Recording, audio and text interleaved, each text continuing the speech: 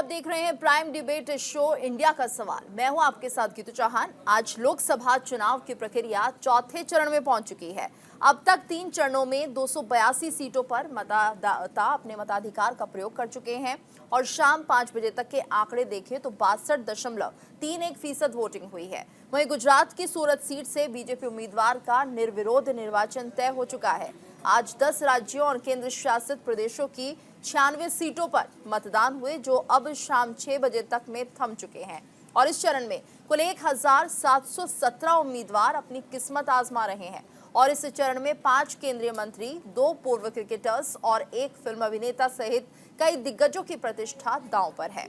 बचे हुए 3 चरणों का मतदान होना अभी बाकी है। वहीं चुनाव के नतीजे 4 जून को आएंगे और उस दिन पता चलेगा कि देश में किसकी सरकार आ रही है, जनता को किसकी गारंटी में ज्यादा दम नजर आया। वहीं दूसरी ओर प्रधानमंत्री मोदी वाराणसी लोकसभा सीट से अपना नामांकन दाखिल करने से एक दिन पहले यानी आज वाराणसी पहुंच गए हैं और यहां काशी में वो 6 किलोमीटर लंबा रोड शो भी कर रहे हैं। सीधी तस्वीर हम आपको दिखा रहे हैं रोड शो की। बनारस पहुंच चुके हैं प्रधानमंत्री मोदी और यहां से उन्होंने अपना रोड शो शुरू कर दिया है। तस्वीरों के जरिए आप देख सकते हैं किस तरह से जन सैलाब इस रोड शो में दिखाई दे रहा है। भारी तादाद में लोग यहां पर इस रोड शो का हिस्सा बनने के लिए पहुंचे हैं। ये तस्वीरें आप देख सकते हैं, बनारस से सीधी तस्वीरें इस वक्त आपके टीवी स्क्रीन पर। पीएम मोदी पहुंचे हुए हैं बनारस। न्यूज इंडिया की एक्सक्लूसिव तस्वीरें आप देख रहे हैं। भारी तादाद में लोग यहां पर इस रोड शो का हिस्सा बने हैं और पीएम मोदी सभी का अभिवादन भी यहां पर स्वीकार कर रहे हैं। तो 10 लाख से ज्यादा लोगों की भीड़ जुटने की आशंका जताई जा रही थी और तस्वीरों में वो सब दिख भी रहा है। पीएम मोदी के साथ सीएम योगी आदित्यनाथ भी नजर आ रहे हैं और ये देखिए सड़कों पर किस तरह से जन सैलाब उमड़ पड़ा है पीएम मोदी के इस रोड शो का हिस्सा बनने के लिए। तो न्यूज इंडिया की एक्सक्लूसिव तस्वीरें आप देख रहे हैं। पीएम मोदी रोड शो कर रहे हैं बनारस में और कल उन्हें अपना नॉमिनेशन फाइल करना है। ये देखिए किस तरह से लाखों की तादाद में लोग यहां पर पहुंचे हुए हैं। दूसरे राज्यों से भी लोग यहां आए हैं पीएम मोदी के इस रोड शो में हिस्सा बनने के लिए। और ये तस्वीरों के जरिए आप समझ सकते हैं कि किस कदर लोगों का प्यार प्रधानमंत्री मोदी के प्रति यहाँ दिखाई दे रहा है। जन सैलाब यहाँ पर उमड़ा हुआ है। 10 लाख से ज़्यादा लोगों के आने की उम्मीद थी और वो तस्वीरों के जरिए दिख भी रहा है। तो पीएम मोदी रोड शो कर रहे हैं, उनके साथ सीएम योगी आदित्यनाथ भी मौजूद हैं। और इस वक्त हमारे साथ खास मेहमान भी लगातार जुड़ गए हैं। विमल सिंह जो कि बीजेपी के प्रवक्ता हैं वो हमारे साथ जुड़े हैं। वैभव कुमार त्रिपाठी कांग्रेस प्रवक्ता हमारे साथ बने हुए हैं। कपिल श्रीवास्तव सपा प्रवक्ता, विशाल मिश्रा राजनीतिक विश्लेषक, डॉक्टर कुमार रामकृष्ण राजनीतिक विश्लेषक हमारे साथ जुड़े हुए हैं। आप सभी का बहुत बहुत स्वागत है न्यूज इंडिया पर। और ये तमाम तस्वीरें हम अपने दर्शकों को दिखा रहे हैं। बनारस की तस्वीरें हैं। आज पीएम मोदी का रोड शो भी है और आज मतदान का चौथा चरण। हालांकि वोटिंग परसेंटेज बहुत ज़्यादा नहीं दिख रही है। विशाल जी, सबसे पहले आपके पास आना चाहेंगे। जिस तरह से हमने देखा कि जो मतदान प्रतिशत है वो लगातार कम हो रहा है और आज जो आंकड़े सामने आए हैं वो भी उतने ज़्यादा संतोषप्रद नहीं है जितने होने चाहिए थे। आखिर इसे हम कैसे समझे, जनता के मूड को हम कैसे जानें? देखिए, ये बात सही है कि मतदान का प्रतिशत कम रहा है, लेकिन अगर पिछले आंकड़ों को देखा जाए तो लगभग 65-66% के आसपास का मतदान। और आज भी हमको लग रहा है जब डाटा फाइनल कंपाइल होते होते चीज़ें होंगी तो लगभग उसी के आसपास जाना चाहिए। कहीं कहीं पर हमें ज़्यादा भी देखने को मिल रहा है मतदान। लेकिन यहाँ पर 2 बातें मैं कहना चाहूँगा कि जहाँ तक मतदान का बात है तो एक तो गर्मी भी है, मौसम भी है, इसमें भी इससे भी तो इनकार नहीं किया जा सकता। लेकिन दूसरी बात ये है कि इससे कोई बहुत ज़्यादा ये अनुमान लगा लेना कि जो है कोई बहुत बड़ा परिवर्तन है या कोई बहुत बड़ी चीज़ें हैं या लोगों की नाराज़गी है, ये इस प्रकार के अनुमान से तो हमको नंबर 1 बचना चाहिए। दूसरी बात मैं कहना चाहूँगा कि पिछले आंकड़ों को अगर आप देखें तो हमारे सामने ये भी रहा है कि मतदान प्रतिशत कम हुआ है, उसके बावजूद भी रिजल्ट रिपीट नहीं हो पाया है और मतदान प्रतिशत ज़्यादा रहा है तो उसके बावजूद भी रिजल्ट रिपीट नहीं हो पाया है। ये बातें हैं, इन बातों को बिल्कुल हमें जो है अपने मन मस्तिष्क में रखना चाहिए जी, लेकिन अभी जो सब डॉक्टर कुमार, आप क्या सोचते हैं, क्या मतदान का कम ज्यादा होना कोई संकेत नहीं देता?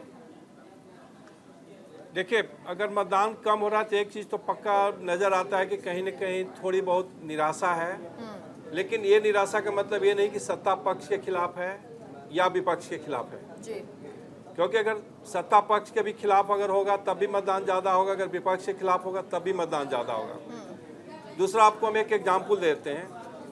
आप 2004 का जो मतदान हुआ है, जो परसेंटेज ऑफ वोट है 2004 में और 2009 में, आप 2004 में भी देखेंगे कि 58% वोटिंग पोल हुआ था और 2009 में भी 58% ही वोटिंग पोल हुआ था।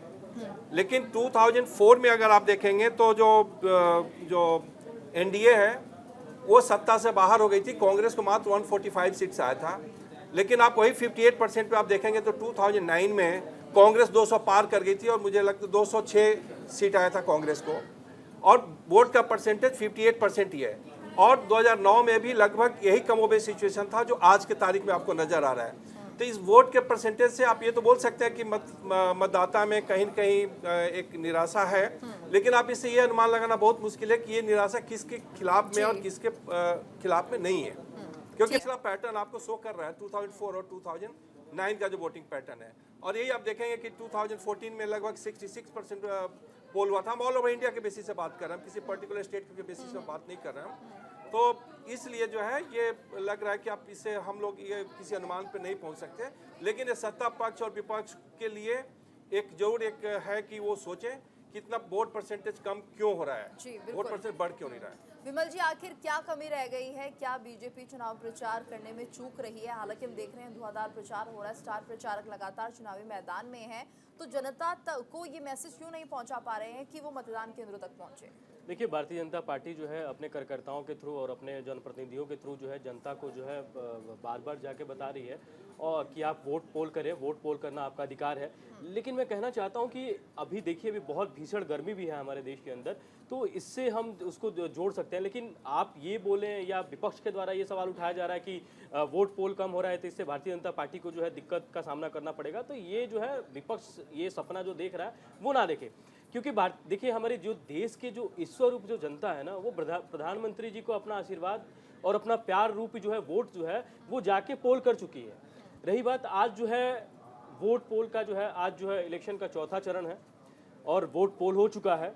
और मैं बता देना चाहता हूं पूरे चैलेंज के साथ न्यूज़ इंडिया के दर्शकों को कि आज जो है भारतीय जनता पार्टी और एनडीए ने अपना बहुमत का आंकड़ा पार कर लिया है। बाकी जो 3 चरण का चुनाव बचा हुआ है उसमें जो है हम 400 का आंकड़ा, जो हमारे प्रधानमंत्री नरेंद्र मोदी जी का आंकड़ा जो उन्होंने दिया था कि फिर एक बार जो है 400 पार, फिर एक बार मोदी सरकार, तो इस बार जो है हम लोग जो है 400 का आंकड़ा जो है पार करते हुए नजर आ रहा है। चलिए ठीक है। देखिए गीतू जी, हम लोग जो है जनता के पास जाते हैं, हम अपने काम को लेकर जो है हमारे द्वारा जो भी योजना है, जो भी विकास कार्य हैं, जिससे जो है हम लोगों को जो है लाभान्वित करते हैं, हम उनके पास जाते हैं और उनको हम कहते हैं कि आप हमारे कार्यों को देखते हुए हमें वोट कीजिए। और आपने देखा था विगत कुछ महीने पहले जो है चुनाव हुआ था मध्य प्रदेश में, राजस्थान में और छत्तीसगढ़ में, जहाँ पे भारतीय जनता पार्टी को जो है पहले से ज़्यादा जो है सीटें जो है मिली थी। तो मैं कहना चाहता हूं कि हम जो है लोगों के पास जाते हैं। देखिए, विपक्ष यानी आपको लग रहा है ये जो वोटर्स आए हैं, जो मतदान हो रहा है, वो बीजेपी के लिए हो रहा है? तो देखिए, मैं कहना चाहता हूं ना कि आप देखिए ना, इनके पास ना नेता है। देखिए, बारात जो है सब जाना चाहते हैं, लेकिन इनके पास दूल्हा नहीं है। और देश को जो है सशक्त नेतृत्व की जरूरत है, और ये प्रधानमंत्री हैं। आपने देखा जिस तरीके से उन्होंने बड़े बड़े फैसले उन्होंने लिया। लेकिन अभी ये फैसला नहीं हो पाएगा क्योंकि अभी कुछ स्पष्ट नहीं है। ठीक है, वैभव जी, आप क्या मानते हैं, क्या बीजेपी ओवर कॉन्फिडेंस में आ गई है? जी बिल्कुल, वो इस वजह से भी कि जब व्यक्ति हारने लगता है ना, तो वो ओवर कॉन्फिडेंस ही दिखाता है। गांव के बचपन की एक बात याद आती है, जो बच्चा डरता है ना अंधेरों में, वो ज्यादा तेज चिल्लाने लगता है और गाने गाने लगता है। तो प्रधानमंत्री जी कमोबेश ऐसी ही बात। भाई अभी कह रहे थे कि दूल्हा, आपके पास मध्य प्रदेश, छत्तीसगढ़, राजस्थान में भी दूल्हा नहीं था। जैसे वहां सरकार आपकी आ गई, वैसे ही इस बार इंडिया गठबंधन की 2024 में सरकार बनेगी। इस वजह से, क्योंकि हम बात कर रहे हैं जनता के मुद्दों की, रोजगार की, एमएसपी की गारंटी की, महालक्ष्मी योजना की, युवाओं को नौकरी देने की, युवाओं को अप्रेंटिस देने की, मनरेगा के कानून को बढ़िया, जो 400 रुपया प्रतिदिन का उनका वेज हो वो बढ़ाने की, हम इन मुद्दों पे बात कर रहे हैं। और प्रधानमंत्री जी अगर 10 साल में कुछ भी किए होते तो आप खुद सोचिए, जो प्रधानमंत्री जी तिल को ताड़ बनाने के माहिर हैं, अच्छा, लेकिन लग रहा है कि उनका जनता को समझ नहीं आ रहा है कि वो किसको वोट करें, क्योंकि या तो उन्हें किसी की नीतियां देखिए समझ ऐसा में नहीं है आ रही है। हाँ, जो वोटिंग गीतू जी, परसेंटेज है वो इतना अभी कम क्यों हो रहा अभी है? हो गीतू जी, अभी ये बात हम नहीं ना डिसाइड कर पाएंगे कि जनता को समझ क्या आ रहा है और जनता किन मुद्दों पे चुनाव लड़ रही है। उनके अपने दावे हैं, हमारे अपने दावे हैं। मुझे तो ये लगता है, जो ग्राउंड रिपोर्ट है, भाजपा के जो अहंकारी साथी है वो अहंकार में मदमस्त हैं, और इनके जो समर्थक रहे हैं, जो कि महंगाई बेरोजगारी से त्रस्त वो भी हैं, वो निराश है।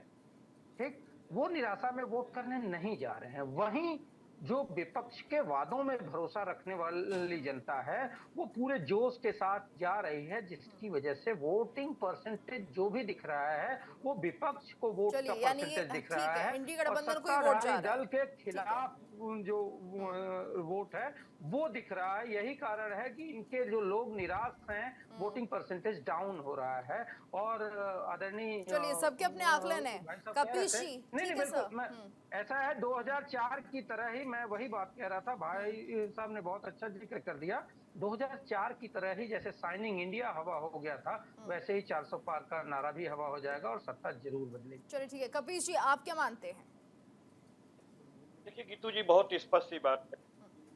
जनता में भयंकर है और उस जनता में भारतीय जनता पार्टी के कार्यकर्ता भी। आरएसएस ने तो किनारा कर लिया, क्योंकि आरएसएस और मोदी जी में अपोजिट हिसाब किताब हो गया। मोदी जी किसी को भी अपने ऊपर नहीं मानते, अपने साथ नहीं मानते। वो जो कह दे वही कानून होता है, चाहे भाजपा हो चाहे नहीं। तो आरएसएस ने इनका साथ छोड़ दिया, जनता ने इनका साथ छोड़ दिया। इनके कार्यकर्ता जो खुद महंगाई से पीड़ित है, जो 350-400 का सिलेंडर आज जो है 1000 रुपए में खरीद रहे हैं, जो 68 रुपए का पेट्रोल आज 100 रुपए में खरीद रहे हैं, जिनके बच्चों अगर पढ़ाई करने शिक्षा के लिए शिक्षालय जा रहे हैं तो 10 गुना महंगी फीस दे रहे हैं, तो निराशा तो मन में होनी ही है। और चंद चुने हुए मंत्रियों के पास भ्रष्टाचार का पैसा पहुंचा है, तो चुनिंदे पूंजीपतियों को इन्होंने अमीर किया है। तो वो कितने हैं, 22 है, 28 है, कितने वोट इनको मिलेंगे जो ये 400 पार चले जाएंगे? अगर वाकई इनको वोट मिलना होता, अगर इन्होंने वाकई काम किया होता, तो क्या प्रधानमंत्री जी मछली, मीट और मटन की बात कर रहे होते, मंगलसूत्र की, पाकिस्तान की बात कर रहे होते, या शहजादे और शहंशाह की बात कर रहे होते? नहीं कर रहे होते। अपने काम पर बात करते, अपने रिपोर्ट कार्ड पे बात करते और अपने संकल्प पत्रों के वायदे को गिनाते कि हमने ये वायदा किया था, हमने ये पूरा कर। यानी आपको लगता है ये जो वोट जा रहा है वो इंडी गठबंधन को जा रहा है? ये 100% है, क्योंकि जो व्यक्ति माँ गंगा के कहने पे उनकी गारंटी पूरा करने आए वाराणसी में और उन्होंने गंगा की कोई धोखा दे दिया, उनकी गारंटी पूरी नहीं की, क्योंकि गंगा जी साफ नहीं हुई, गंगा जी का मंत्रालय साफ हो गया, उमा भारती उसी में साफ हो गए। ठीक तो है। आप देखिए, प्रधानमंत्री जी ने जिस माँ को कहा कि माँ गंगे ने हमें बुलाया है, उनको धोखा दे दी, उनकी गारंटी अपने परिवार में फेल हो गई। तो विमल जी से मैं जवाब लूंगी, लेकिन उससे पहले विशाल जी से मैं जानना चाहती हूँ, सर क्या आकलन किया जाए, क्या समझा जाए, क्योंकि हम जिस तरह से देख रहे हैं कि अभी साफ तौर पर कपीश जी कह रहे हैं कि माँ गंगे ने बुलाया और गंगा के लिए काम नहीं हुआ। क्या वाकई ऐसा है? बनारस में विकास नहीं हुआ है? और इस बार क्या जो पीएम मोदी लगातार लोगों के बीच रोड शो कर रहे हैं, लोगों के बीच पहुंच रहे हैं, अगली बार जनता मौका नहीं देगी? क्या लगता है आपको? गीतू जी, पहली बात तो हमारे सम्मानित कांग्रेस के प्रवक्ता और समाजवादी पार्टी के प्रवक्ता जी लोगों ने जो बातें कही वो मैं सुन नहीं पाया। आपकी केवल आवाज़ आ रही जी। और आपका प्रश्न आया हम। तो जहाँ तक आपका प्रश्न है वो उसका उत्तर बहुत साफ है। देखिए, ऐसा है कि ये बात सही है कि लोकतंत्र का महापर्व चल रहा है और लोगों की बात हो रही है, लोग अपनी बात बता भी रहे हैं। अब अगर चश्मा ही लगा लिया जाए विपक्ष का कि हमें कुछ देखना ही नहीं है, तो फिर तो गीतू जी कुछ नहीं दिखाई देगा। लेकिन उस चश्मे को उतारने के लिए मैं कुछ आंकड़े आपके सामने रखना चाहूंगा। जो लोग कह रहे हैं कि कुछ काम नहीं हुआ है, वो ये कैसे एक्सेप्ट कर लेंगे कि काम हुआ है? आज जब लगभग 9 करोड़ घरों में लगभग हर घर में जल पहुंच चुका है, जब आज की डेट में लगभग 10 लाख पीएम आवास बनाने की बात है, आज जब 100% लगभग रेलवे का विद्युतीकरण हो गया है, आज जब लगभग 7 नए एम्स खुल चुके हैं, आज जब लगभग 16 नए ट्रिपल आईआईटीज खुल चुके हैं, 7 आईआईटीज खुल चुके हैं, हर वीक में एक यूनिवर्सिटी बन रही है, तो इनको नहीं दिखाई देगा। इनको ये आंकड़े कहाँ से दिखाई देंगे? अरे ये कांग्रेस के ही तो हैं। मान्यवर 5वीं पंचवर्षीय योजना में हम लोग पढ़ते थे, जब सिविल सेवा की तैयारी करते थे तब पढ़ते थे कि 5वीं पंचवर्षीय योजना में गरीबी हटाने का नारा दिया गया था। और आज भी देखिए गरीबी को हटाया कौन? 26 करोड़ लोगों को गरीबी रेखा से ऊपर लाने का काम किसके कार्यकाल में हुआ? आदरणीय प्रधानमंत्री श्री नरेंद्र मोदी जी के कार्यकाल में हुआ। तो ये चीज तो नहीं दिखाई देगी। 5 किलो चावल देने का काम भी हो रहा है। हर घर में शौचालय, 5 किलो राशन 80 करोड़ लोगों को मुफ्त में देना पड़ रहा है। आप विकास की बात कर रहे हैं, हमारी बात है झूठ बोलना। मुख्यमंत्री ठीक है वैभव जी, मैं आपके पास आ रही हूँ। पहले विमल जी भी कुछ कहना चाह रहे बन के हैं। आप झूठ आरोप परोस लगे रहे हैं हैं देश की बीजेपी जनता पर। के सामने। ठीक है, नहीं ठीक है। आप झूठ परोस रहे हैं देश की जनता के सामने। हो रहा है, तो इनको बनारस का विकास नहीं दिखाई देता। देखिए गीतू जी, सबसे पहले मुझे समय चाहिए कि हमारे जो महानुभाव बैठे हुए हैं विपक्ष के नेता, चाहे कपिल श्रीवास्तव जी की बात करूं या वैभव कुमार त्रिपाठी जी की बात करूं, मुझे थोड़ा समय चाहिए। अभी उन्होंने कहा कि माँ गंगा ने बुलाया है, प्रधानमंत्री जी ने जो है क्या विकास किया है बनारसी के अंदर, तो मैं बता देना चाहता हूँ। उज्ज्वला योजना के तहत जो है बनारस के अंदर जो है लगभग जो है 10 लाख, भाई साहब सुनिए ना, बीच में टीपा टिप्पणी करके डिबेट के माहौल को मत खराब कीजिए। सुनिए, 10 लाख से ज्यादा जो है वहां पे जो है शौचालय बनाए गए हैं। आपने पूछा कि प्रधानमंत्री जी ने क्या कार्य किया है, तो प्रधानमंत्री गरीब कल्याण योजना के तहत जो है, गीतू जी इस तरीके से डिबेट नहीं हो पाएगा। करके कपिल जी अगर मैं बोलूंगा ना तो आप सुन नहीं पाएंगे।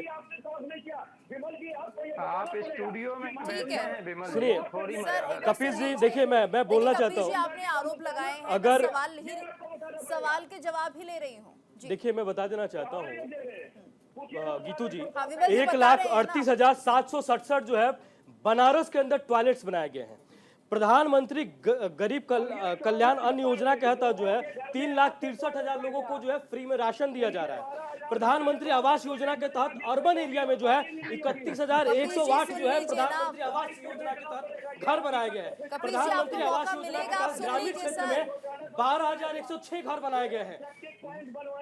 महिलाओं के लिए 12,000 प्रति वर्ष जो है पेंशन, लगभग 34,211 महिलाओं को जो है पेंशन दिया जा रहा है। 55,759 लोगों को जो है ओल्ड पेंशन योजना के तहत जो है प्रत्येक वर्ष 12,000 पेंशन दिया जा रहा है। सौभाग्य बिजली योजना के तहत जो है लोगों को जो है बिजली प्रोवाइड कर दी जा रही है। बनारस में रहा हूँ गुरु में, कपिल जी आप तो जो है उत्तर प्रदेश के किस जिले में बैठे हुए, मैं बनारस में 2 साल रहा हूँ।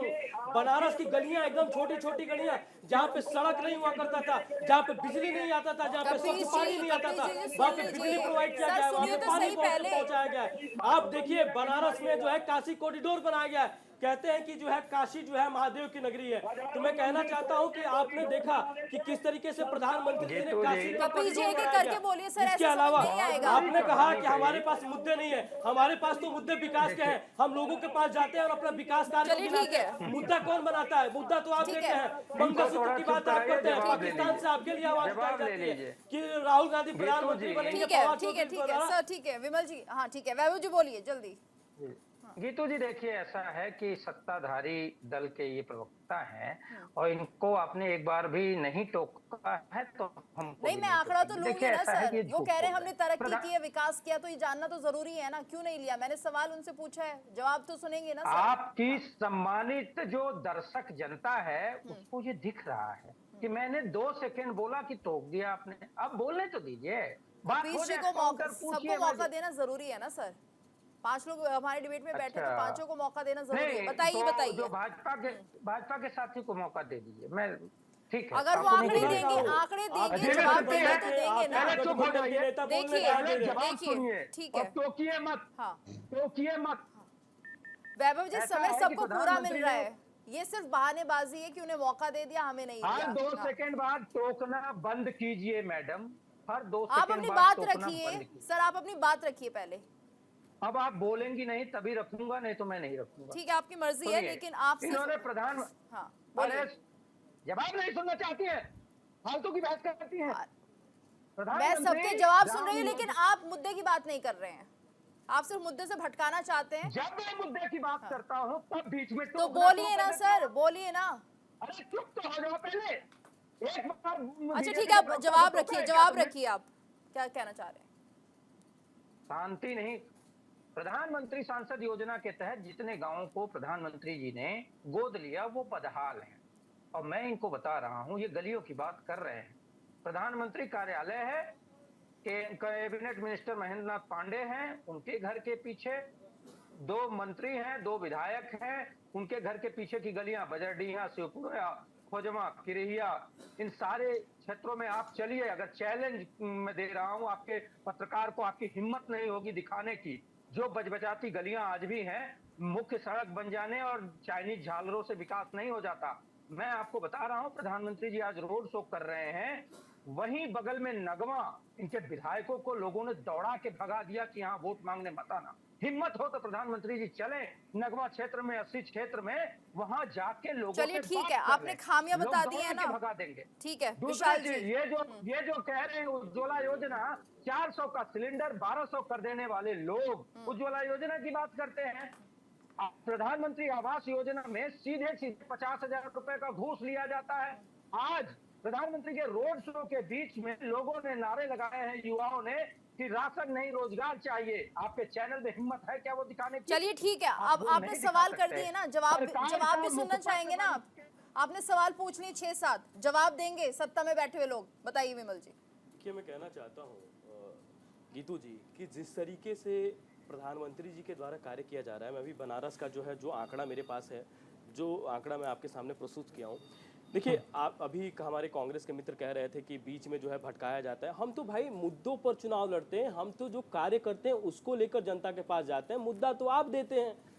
शहजादा जो है प्रधान वहाँ फवाद चौधरी जो है पाकिस्तान का मंत्री, पूर्व मंत्री जो है, अरे भाई साहब सुनिए ना यार, बीच में नहीं बोला था, बीच में नहीं बोला था। वहाँ का जो है मंत्री जो है बोलता है कि जो है अगर राहुल गांधी जी जो है प्रधानमंत्री बन जाएंगे तो भारत का विकास हो जाएगा।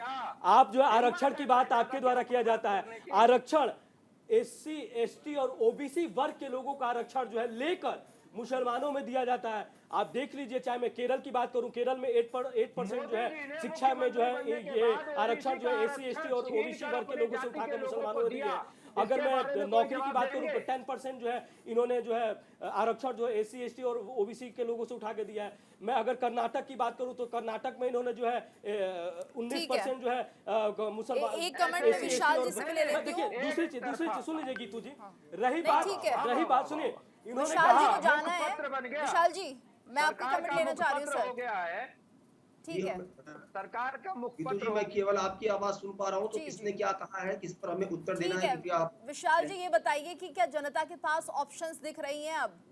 अगर हम ये माने कि ठीक है बीजेपी के लिए जो हवा बन रही है, वहीं इंडी गठबंधन जो खुद बिखरा हुआ है, जनता क्या कंफ्यूज आपको लग रही है? ऑप्शंस है कोई? क्या विपक्ष मजबूत है?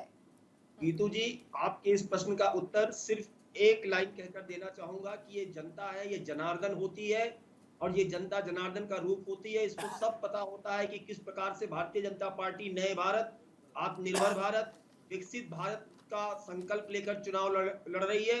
और वही दूसरी तरफ ये जो इंडी गठबंधन वाले हैं, उसमें से कोई राम विद्रोही है, कोई आपस में लड़ाने वाले, जाति तोड़ने वाले, क्षेत्र भाषा, आप देखिए ना किस प्रकार से माफियाओं का महिमा मंडन करने वाले, SC ST OBC के हकों को मारने वाले। तो जनता समझ रही है कि ये किसके वर्सेस और बीच किसके वर्सेस चुनाव है। तो बहुत लेकिन मैं फिर से इनसे कहना चाहूंगा कि आप तथ्यों पर बात करिए, आंकड़ों पर बात करिए। क्या ये गलत है कि आज की डेट में सांस्कृतिक कायाकल्प हो रहा है? आपके कार्यकाल में सांस्कृतिक कायाकल्प क्यों नहीं हुआ?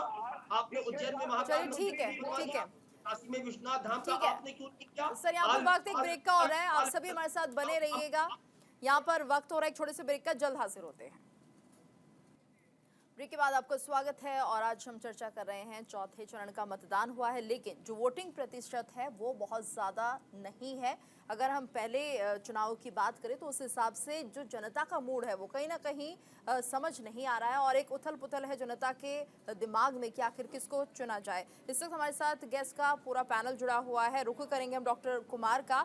डॉक्टर कुमार, आप क्या मानते हैं कि वाकई अब जनता के सामने एक कंफ्यूजन वाली स्टेट है कि उन्हें किसे चुनना है किसे नहीं, या फिर उनके पास विकल्प नहीं है? आप क्या समझते हैं? देखिए, अगर आप आम जनता की बात करेंगे तो पहले आपको एक पूरे इलेक्शन को आप चूंकि मोदी जी 2014 से प्राइम मिनिस्टर, आपको वहां से थोड़ा एनालाइज करना पड़ेगा। 2014 में आप देखेंगे तो आम जनता में एक उत्साह था। ये उत्साह किस लिए बना था? ये उत्साह बना था भ्रष्टाचार के अगेंस्ट में, एक माहौल बना था। गली गली चौराहे और हर जगह जो बातें होती थी कि कांग्रेस को हटाओ और मोदी को लाओ, मोदी जी प्राइम मिनिस्टर बने। और 2019 में आप देखेंगे कि बालाकोट का एक बहुत बड़ा इशू बन गया हुआ था, उसके कारण गली गली चर्चा का विषय बना और मोदी जी फिर से जो है प्राइम मिनिस्टर बने। लेकिन इस पीरियड में आप देखेंगे 2019 से लेकर 2024 में, तो इस 5 साल में लगभग 2.5 साल आप याद कीजिए कि एक कोरोना का भेंट चढ़ गया और उस कोरोना के पीरियड में शायद सारा का सारा इकोनॉमी और सारा का सारा सिस्टम जो है वो पैरालाइज हो गया था। और एक बहुत बड़ी समस्या थी एक कंट्री के सामने कि इस सिचुएशन को कैसे हैंडल किया जाए। आप देखें कि यूरोपियन कंट्रीज़ का भी जो हालत ख़राब हो गया था इस कोरोना पीरियड में, और इंडिया कम से कम उस 2.5 साल में जैसे तैसे सस्टेन किया और अच्छे ढंग से सस्टेन किया। तो बाकी लगभग नरेंद्र मोदी के पास 2.5 साल का वो समय बचा। लेकिन इस 2.5 साल में भी आप देखेंगे कि उतना जो परफॉर्मेंस जो नज़र आना चाहिए था वो आम जनता को लगता है कि कहीं ना कहीं उस परफॉर्मेंस में किसी न किसी तरीके का कमी है, चाहे स्टेट लेवल पे हो, चाहे किसी और लेवल पे हो, चाहे महंगाई के मुद्दे पे हो, चाहे बेरोजगारी के मुद्दे पे हो। तो हमको लगता था कि ये सब देखिए, महंगाई और ये सब मुद्दे जो भ्रष्टाचार है और बेरोजगारी है, ये हर इलेक्शन का मुद्दा है। कोई ये नहीं कि पहला इलेक्शन में मुद्दा बन रहा है, हर समय इलेक्शन में एक मुद्दा रहता है।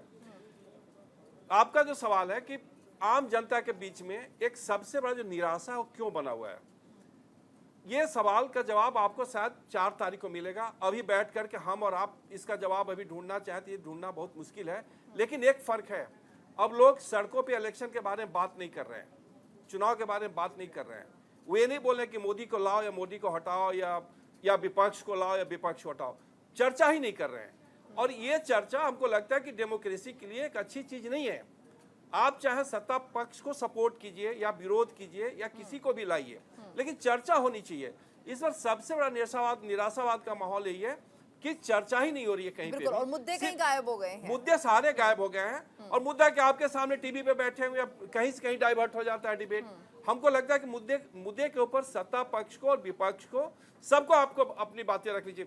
चूंकि हम यहाँ पे एक राजनीतिक विश्लेषक के तौर पे मेरा किसी पॉलिटिकल पार्टी से कोई लेना देना नहीं है, और हम भी इस चीज को महसूस कर रहे हैं। कॉलेज में बैठते हैं तो हम देख रहे हैं कि कोई चुनाव के ऊपर चर्चा ही नहीं हो रही है। सामने स्पष्ट कुछ भी नहीं है, ना तो सत्ता पक्ष अपनी खूबियां गिना पा रहा है, ना ही विपक्ष घेर पा रहा है सत्ता पक्ष को सही तरह से।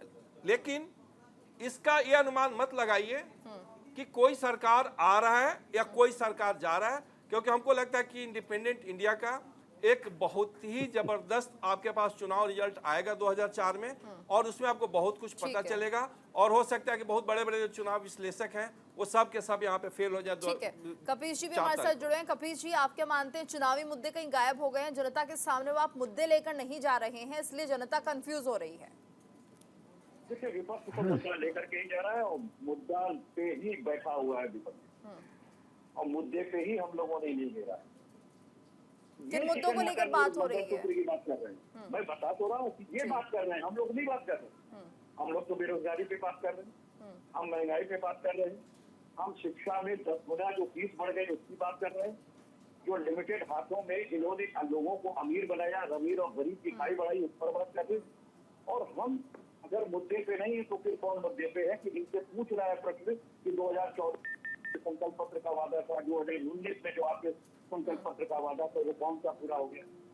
हम लोग पूछ रहे हैं कि आपने कहा था कि किसानों की आय दुगनी कर देंगे, कहाँ दुगनी हुई? आपने तो लागत मूल्य चौगुनी कर दी। किसान आंदोलन पे बैठ गया, 750 किसानों की शहादत आपके नाम जरूर है, और उससे भी जब मन नहीं भरा एक मंत्री के सावे पे उसके पुत्र ने पास को शहीद कर दिया। आप देखिए वित्त मंत्रालय क्या कहता है, वित्त मंत्री और वित्त मंत्रालय संसद के अंदर ये बात रख रही है, और ITI भी है कि हमारे पास आठवें वेतन आयोग देने का पैसा नहीं, हमारे पास पुरानी पेंशन देने का पैसा नहीं, हमारे पास भारत की रेगुलर सेना रखने के लिए पैसा नहीं, हम अग्निवीर रखेंगे। ये सारी योजनाएं हम लोग लेकर के आ रहे हैं। अभी देखिए 6 महीने पहले की बात है कि एनी रेलवे का हेडक्वार्टर है गोरखपुर, और गोरखपुर में 20,000 पदें जो है वो सरेंडर कर दी गई। तो जब आप चंद पूंजीपतियों के हाथ में देश को रख देंगे, बागडोर रख देंगे, तो बेरोजगारी बढ़ेगी। जब अमीर और गरीब की खाई बढ़ेगी तो अच्छा, बीजेपी तो ये भी कह रही है कांग्रेस के शासन में भी यही था, पूंजीपति तो तब भी थे। हाँ। डबल डिजिट के अंदर 2014 में इनको जीडीपी मिली थी। देश जो है वाकई तरक्की के रास्ते पर चल रहा था। आज विश्व की सबसे ज्यादा बेरोजगारी वर्तमान समय में है।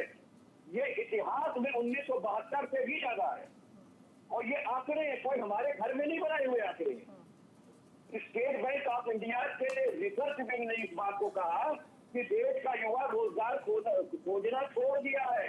50 लाख। ठीक है, अब आप सोचिए, बेरोजगारी एक बड़ा मुद्दा है। जिसने श्रम कार्यालय में जो है रजिस्ट्रेशन खत्म कर दिया हो, बतलाना बंद कर दिया हो कि रोज कितने बेरोजगार हमारे यहाँ रजिस्टर हुए, उस सरकार से आप क्या उम्मीद लगा के बैठी है? वो तो जो है वो आपकी क्वालिफिकेशन के हिसाब से आपको रोजगार नहीं देना चाहिए। चलिए ठीक है, वैभव जी, आप जनता के बीच जब पहुंच रहे हैं तो किन मुद्दों को लेकर बात करते हैं? देखिए, ऐसा है कि विपक्ष और इंडिया गठबंधन कांग्रेस ही सिर्फ मुद्दे की बात कर रही है।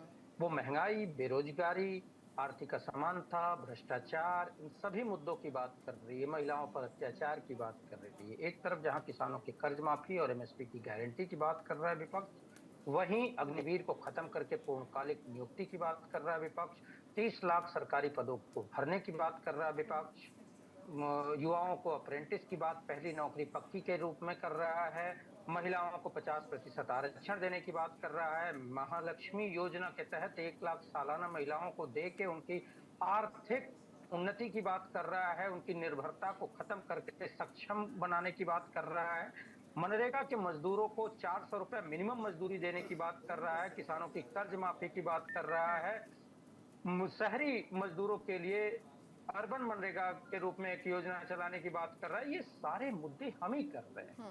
ठीक है, लेकिन ठीक मोदी है। जी क्या वैभव कह रहे जी, हैं? एक सवाल और महंगाई, सुनिए। मंगलसूत्र, मटन, चिकन, हाँ। इनकी बात कर रहे हैं। अगर मोदी जी 10 साल में कुछ काम किए होते ना, तो ये तिल को ताड़ बनाने वाले प्रधानमंत्री जी ठीक है, मुद्दे काफी हैं सरकार को घेरने के लिए, बहुत बड़ा बताते हैं। मुद्दे काफी हैं सरकार को घेरने के लिए, लेकिन आपको नहीं लगता कि आपने वक्त थोड़ा ज्यादा ले लिया?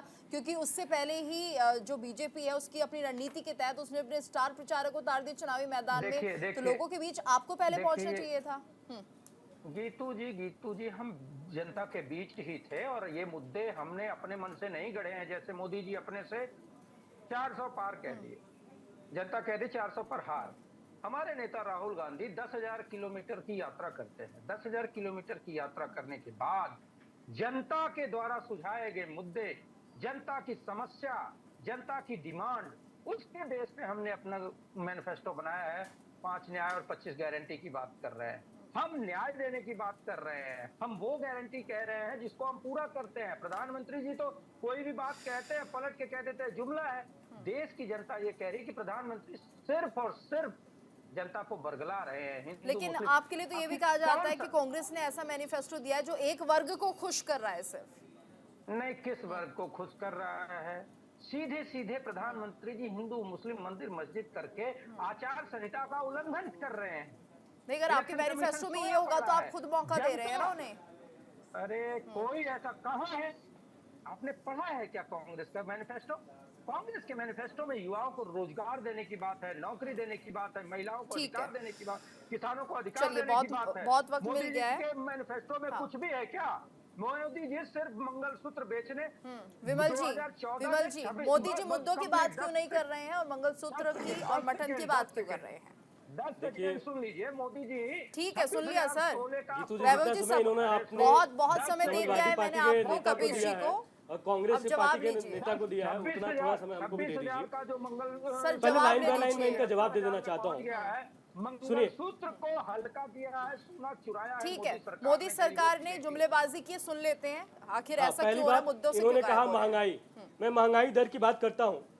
2004 से लेकर 2013 के बीच में 10 सालों के अंदर जो है कांग्रेस जो है सत्ता में थी, उनका जो महंगाई दर था वो 8.06% था। 2014 से लेके 2023 तक भारतीय जनता पार्टी आदरणीय नरेंद्र मोदी जी के नेतृत्व में सरकार चल रही है। 5.0 सुन लीजिए सर, 5.016% जो है महंगाई दर है। दूसरी चीज देखिए, यही तो बात है ना, बीच में बोल के जो है डिबेट को खराब करेंगे, जनता को सुनने नहीं देंगे। यही तो बात है ना कि जनता के पास पहुंच नहीं पाते हैं। हम पहुंच जाते हैं विकास के कार्यों को गिनाने के लिए, ये पहुंच नहीं पाते हैं जनता के पास। कपीश जी, वैभव जी, सुनते क्यों नहीं है आप लोग? सर सुनिए तो सही, सरकार से सवाल है तो जवाब नहीं लेंगे क्या? सरकार से अपने सवाल क्या है ना? सर चैनल पर डिबेट करते हैं, बोलने नहीं दूंगा आपको। आप प्यार से डिबेट कीजिए। मैं आपके टाइम में जो है बोल नहीं रहा था, मैं आपकी बातों को सुन रहा था। अब जवाब तो सुन लीजिए। वैभव जी, आप सुनना नहीं चाहते ना सर, आप सुनना नहीं चाहते ना, आप सत्ता पक्ष की बात ही नहीं सुनना चाहते। हम उनसे सवाल कर रहे हैं कि आप मुद्दों से क्यों भटक रहे हैं, जुमलेबाजी क्यों कर रहे हैं, जान तो लीजिए क्यों कर रहे हैं। 400 का सिलेंडर महंगा था या नहीं ठीक है, आपका हो गया ना, आपने बहुत सारे आरोप लगाए, बहुत सारे मुद्दे गिनाए, जवाब तो सत्ता पक्ष देगा। अब 2 रुपए यूनिट की बिजली महंगी थी या सर यही वजह है, जनता आपको समझ ही नहीं पा रही है सर, क्योंकि आप अपने आप को समझा नहीं पा रहे हैं। नहीं हम तो समझ रहे हैं सर, आप बीच में क्यों बोल रहे हैं? आप बोलने क्यों नहीं देते? सत्ता पक्ष को सवाल किया है ना आपने, उनसे सवाल किया है ना आपने सर, उनसे जवाब नहीं लेंगे क्या? इतने आरोप जो लगाए हैं, जनता भी जानना चाहती है ना, जनता जानना चाहती है, उनको तो सुन लेना चाहिए कम से कम। देखिए गीतू जी, मैं बता देना चाहता हूँ, इन्होंने वैभव जी बहुत सवाल आपने पूछे, मैं जवाब ही ले रही हूँ, ले लेने इन्होंने महंगाई दर की बात की, इन्होंने बेरोजगारी की बात की। मैं कहना चाहता हूं कि देखिए, अभी कपिल श्रीवास्तव जी बात कर रहे थे। कपिल श्रीवास्तव जी उत्तर प्रदेश के रहने वाले हैं। उत्तर प्रदेश के नेतृत्व में वो जो है कार्य भी करते हैं अखिलेश यादव जी के नेतृत्व में। मैं कहना चाहता हूं कि जब 2012 से 2017 के बीच में अखिलेश यादव की सरकार थी, उस समय उत्तर प्रदेश का जो महंगाई दर था वो 17.06% था। जब योगी जी के नेतृत्व में जो है उत्तर प्रदेश में उत्तम प्रदेश बना, उस समय जो बेरोजगारी जो दर था वो 2.06% है। मैं कहना चाहता हूं कि बेरोजगारी की बात कर लीजिए, महंगाई की बात कीजिए, आप आंकड़े पर क्यों नहीं बात करते? दूसरी चीज, आपने पूछा कि मोदी जी ने क्या किया। मोदी जी ने जो है आपके समय में जो है 2014 में जो है सिर्फ 7 एम्स थे पूरे देश के अंदर, आज जो है 23 एम्स है पूरे देश के अंदर। आपके समय में जो है मेडिकल कॉलेजों की संख्या जो थी वो 387 थी। हमारे समय में जो है 10 सालों के अंदर जो है प्रधानमंत्री जी के नेतृत्व में मेडिकल कॉलेज की जो संख्या है वो 660 है। आपके समय में विश्वविद्यालय की जो संख्या थी वो 723 है। हमारे समय में जो है 1113 मेडिकल कॉलेज है। आपके समय में आईआईटी की संख्या 16 थी, हमारे समय में आईआईटी की संख्या 23 है। आपने बोला प्रधानमंत्री जी ने क्या किया? हमने जो है 10 सालों के अंदर जो है 3 करोड़ घरों में जो है बिजली कनेक्शन पहुंचाए हैं। 14 करोड़ घरों में जो है हर नल से जल जो है हमने पहुंचाया है। 4 करोड़ लोगों को जो है हमने आवास दिया है। 12 करोड़ लोगों को हमने शौचालय दिया है। 32 करोड़ लोगों को हमने जो है आयुष्मान योजना के तहत उन्हें जोड़ा है। लगभग 50 करोड़ लोगों को हमने जो है प्रधानमंत्री जनधन खाते के तहत हमने जोड़ा है। 10 करोड़ लोगों को हमने एलपीजी गैस जो है प्रोवाइड किया है।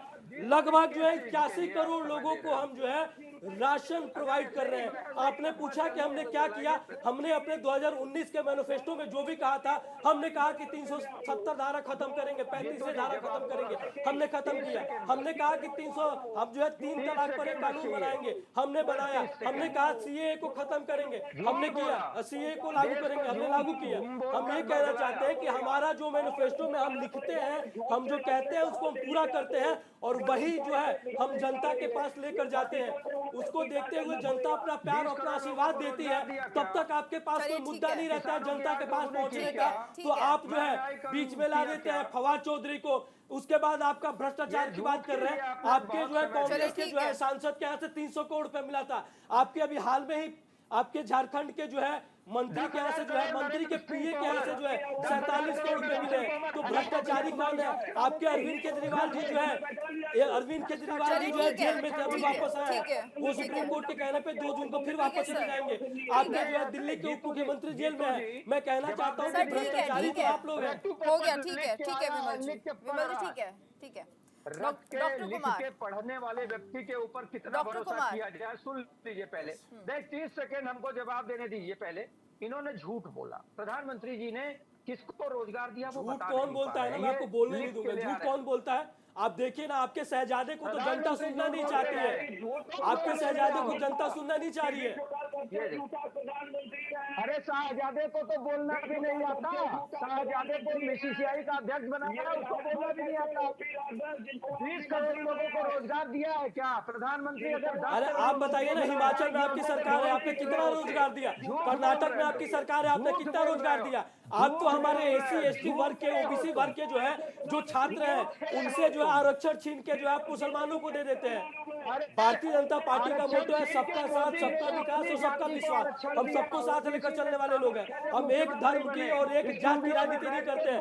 भारतीय जनता पार्टी के लिए सिर्फ 4 जातियां हैं: गरीब, युवा, महिला और किसान। इसके अलावा हमारी कोई जाति नहीं है। मुख्यमंत्री बनने के बाद मोदी ने ओबीसी में अपनी जाति को शामिल किया और ओबीसी का हक छीना कि नहीं? मुख्यमंत्री बनने के बाद जामिया अच्छा, इस्लामिया में कर्नाटक किसने में ओबीसी से जो है आरक्षण छीना है?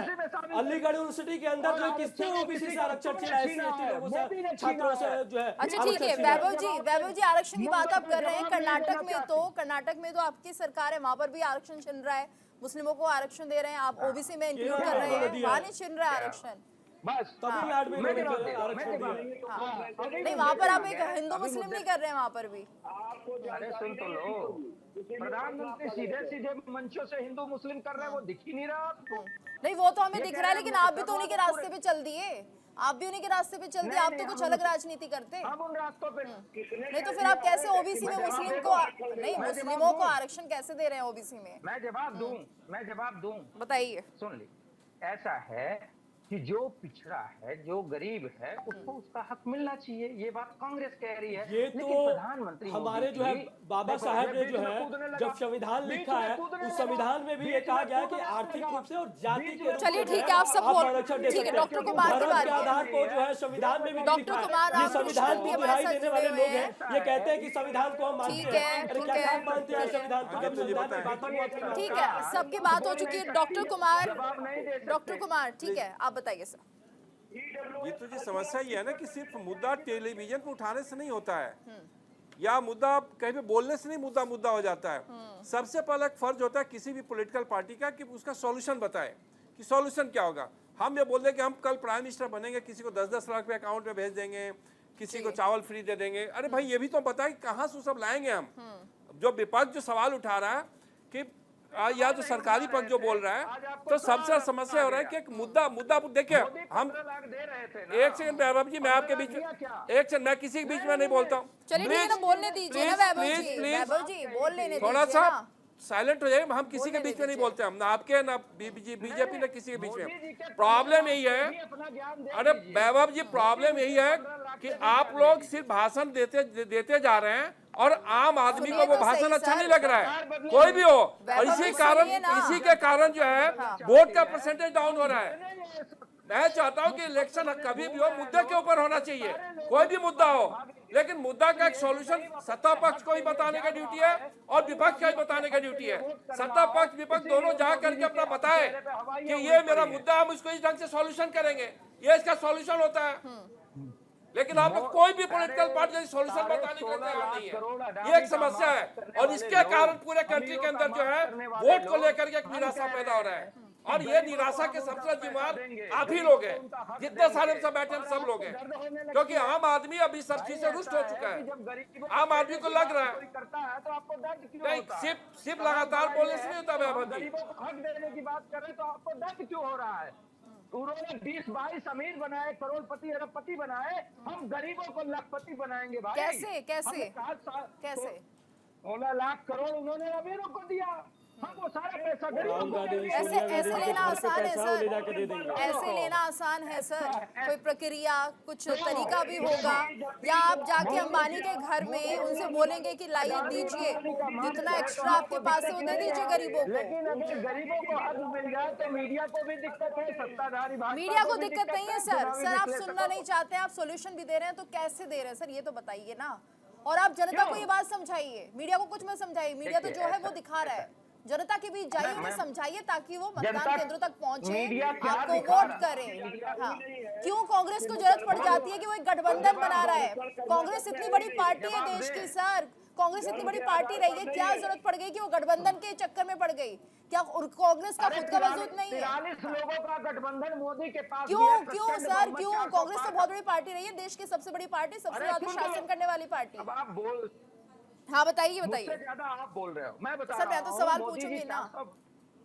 अरे ठीक है बहन, प्लीज हाथ जोड़ के विनती है, 10 सेकंड छोड़ दो मुझे। ऐसा है कि मोदी जी 400 पार का दम करते हैं, इतना अहंकार हो गया, और गठबंधन 43 दलों के साथ करते हैं। अब अरे वो बता दो, गठबंधन में क्यों हो तो जब ठीक है, वोट कम पड़ से गई? प्राइम मिनिस्टर कैंडिडेट तो आप डिक्लेयर कर देते किसी को कि ये मेरा गठबंधन है, ये मेरा प्राइम मिनिस्टर होगा, ताकि कॉमन पीपुल इस कंट्री का बात करता कि किसको कौन सा प्राइम मिनिस्टर अच्छा है, नरेंद्र मोदी प्राइम मिनिस्टर अच्छा है या इंडिया गठबंधन का प्राइम मिनिस्टर अच्छा है? नहीं, ये बताना चाहिए आपको, ये भी बताना चाहिए आपको।